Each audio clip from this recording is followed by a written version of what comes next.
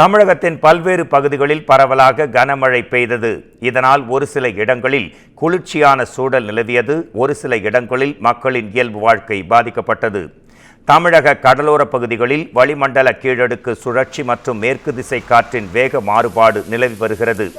இதன் காரணமாக தமிழகத்தின் ஒரு சில இடங்களிலும் புதுச்சேரி மற்றும் காரைக்கால் பகுதிகளிலும் இடி, மின்னல் மற்றும் பலத்த காற்றுடன் கூடிய லேசானது முதல் மிதமான மழை பெய்யக்கூடும் என சென்னை வானிலை மையம் அறிவித்திருந்தது.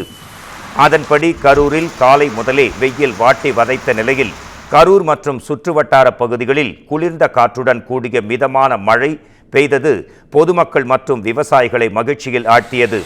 அதேபோல் சேலம் மாவட்டம் எடப்பாடி மற்றும் அதன் சுற்றுவட்டார பகுதிகளில் சுமார் 1 மணி நேரத்திற்கு மேலாக கனமழை கொட்டி தீர்த்தது. கனமழை கொட்டி தீர்த்ததால் சாலையில் மழைநீர் வெள்ளம் போல் பெருக்கெடுத்து ஓடியது.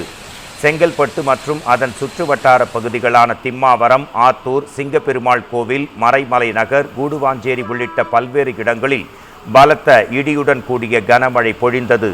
மேலும் புதுக்கோட்டை மாவட்டத்தில் 4வது நாளாக கனமழை வெளுத்து வாங்கியது.